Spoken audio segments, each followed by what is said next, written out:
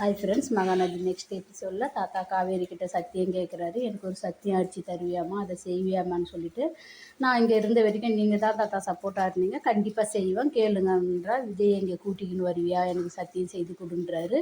விஜயை நான் கூட்டிக்கின்னு போகல தாத்தா, அவர் தான் கோவத்தில் வந்தார். கண்டிப்பாக ஆனால் விஜயை நான் இங்கே கூட்டிக்கின்னு வருவேன், நாங்கள் சீக்கிரம் வந்துடுவோம்னு சொல்லிட்டு சத்தியம் அடிச்சு தரேன். அதை கேட்டு தாத்தா ரொம்ப சந்தோஷப்படுறாரு. இது போதுமான்னு சொல்லிட்டு இங்கே பாட்டி எல்லோரும் சந்தோஷமாக பேசும்போதும் காவேரி நினச்சி பார்க்குறா, எவ்வளோ சந்தோஷமாக இருக்க வேண்டியது, அங்கே வந்து கஷ்டப்படுறாரு, சீக்கிரத்தில் கூட்டிகிட்டு வந்துடணும்னு சொல்லிட்டு வீட்டுக்கு போகிறாங்க. சாரதாம்மா வாழைப்பழம் தராங்க, வேணான்றாரு. காவேரி எனக்கு கொடுங்கம்மா, நான் எல்லாத்தையும் சாப்பிட்றேன்றா. அங்கே பாட்டி எனக்கு கொடுன்றாங்க.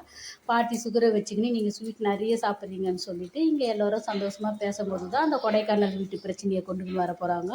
அங்கே கொண்டுக்கின்னு வந்ததும் காவேரி வீட்டெல்லாம் விற்கக்கூடாதுன்னு சொல்லிட்டு முடிவு பண்ண போகிறா. கங்காவும் யமுனாவும் சேர்ந்து வீட்டை விற்க ஏற்பாடு பண்ண போகிறாங்க. ஆனால் விஜய் காவேரி தான் இந்த வீட்டை வாங்குவாங்க.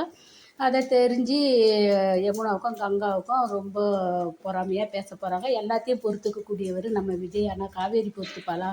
தான் புருஷனுக்கு அசிங்கன்னு சொல்லும் போது என் புருஷனை நான் கூட்டிக்கின்னு போகிறேன், இங்கே இருக்க மாட்டேன்னு சொல்லிட்டு தாத்தா வீட்டுக்கு கூட்டிக்கின்னு போகிறாங்க. அதை நம்ம அடுத்த எபிசோடில் பார்க்க தான் போகிறோம்.